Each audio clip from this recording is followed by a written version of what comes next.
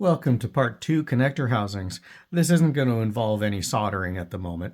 I just wanted to give you a heads up. As we discussed before during the circuit board assembly, the open portion of these JST-XH connectors go facing the front. We maintain that orientation throughout the build for these and for the female wires so that when you mate them together for the first time and power up the board, everything is as it's supposed to be. This is the male connector that went on the board. It's got the pins sticking out of it. The female housing does not have any pins, and it also has an arrow key at the front. Let me see if I can get that up there. There we go. You see the arrows at the front. The wires that you're going to be soldering and working with later have a spine on them. So the spine goes at the back of the connector housing, and the bulky portion goes up front, and you just click it in. In this case, the keyed portion in the front, the light colored wire is going to go with the spine in the back and the light wire on the left side like so. And this is important throughout the build so that the polarity is correct as everything gets assembled. The dark wire is going to be going on the right with the spine at the back. It's important to remember to put the spine at the, you feel a little click as it goes in there. As you see on the back side of the connector, as you see, there's an open tab there on the back side where you can actually press something in, like a little, like a needle pick or paper end of a paper clip, and actually push that tab in that locks the wire in, push it in, and it helps you release the wire, pulling it out. They do lock in there at first, but after you release it, it doesn't lock in there as well next time. And that's one of the reasons for strongly recommending you putting hot glue on the top of the connector junction with the wires to keep it held into the wires held into the connector in the future when you need to disconnect this housing from the board, which you will want to do at some point to replace the batteries perhaps, or maybe upgrade something or fix something right after assembly that you notice you missed. There is a caveat to this, which is the USB-C adapters. Most of them, a portion of my batch of my collection does not have connectors on the end, but most of them in the future will be coming with this connector on the end. This is a smaller connector than the other ones that are used for the rest of the build for the wiring. They don't fit in these connectors, but I did order and we'll start including these smaller connectors that do work with these JST-PH.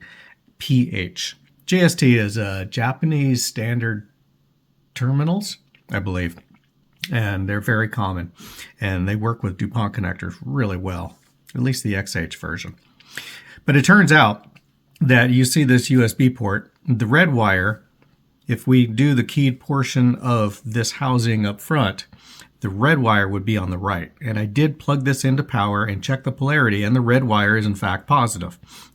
So when you do the build, if you decide to use the smaller male connectors here to solder onto the board for the USB and speaker connections, they will fit in there, but you need to put the keyed portion at the back for the USB. And therefore, the polarity will then be correct when it comes in from the wall. And it'll go in like this. So it's a little bit reversey. I don't know why. That's just how these power connectors are coming from the manufacturer. The speaker wires here come with connectors as well. And I've already put a PH connector on there. And if you notice with the keyed portion at the back, the red positive wire is on the right side. I don't believe it's as important for speaker connections for it to be positive or negative. I'm sure a lot of audiophiles will tell you, yes, it is absolutely necessary for the best quality. Well, we're not going for massive quality, but it is good sound quality from these speakers. So in interest of keeping to the standard and everything making sense, it's okay to put solder the housing on there with the key portion forward for the speaker here. And you see they do slip into the board. Those male connectors do slip into the board. It is a snug fit. This is a version 2.6 board, and it is a snug fit for these connectors, but it does work without bending the pins out. So you have the option of using those connectors. For the 2.7 boards onward, I've made the holes for the USB connector and speaker connector wider, so that, not wider, yeah, the holes are wider, but I have not changed the pitch on them because I still want them to receive the JST XH connectors just fine. So you do have that flexibility. They'll be a little bit wider, so they will fit a little bit looser and they won't have that snug feel to them, which is fine. We don't really want it snug, so technically probably shouldn't be doing this on the 2.6 boards, but I've tried it and it works fine every time. So there you go. I hope I've explained it well, and if you have any confusion, you can ask me. Otherwise, you can go along with the rest of the build and just cut this and just cut the connector off. Like I discussed in the build, just cut it off and about an inch from the housing, and then solder on the wires that come with the kit, the pre-pinned wires, shorter wires that come with the kit, and then use those pins and the normal housing that comes with them. It'll make sense once you get it and you try to put it together or read through the build guide. And one last caveat regarding the power connectors. Let me get this guy out of here. Regarding the power connectors that come with the board, these are smaller connectors, and the good news is here is an adapter, USB-C adapter from the print that you're going to be doing. The larger opening is the front of the adapter that faces out of the box, and the smaller opening goes towards the inside of the box.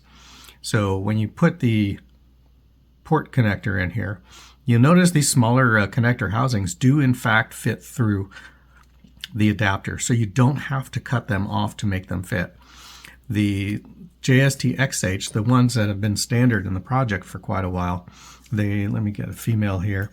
These do not fit. This is the normal wires and connector that come with it, and as you can see, they don't quite go in there.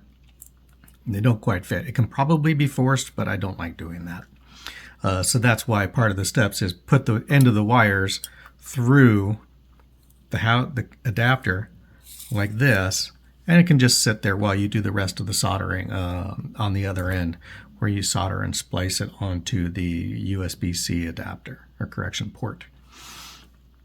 So that's a good thing. So you can save yourself some splicing and wiring for at least the USB port if you just go with the standard connector that comes with them. And remember to orient the housing that goes on the board with the keyed portion on the back side, so that when you connect it to the board, the power wire, positive wire in the USB side will be towards the left side like that.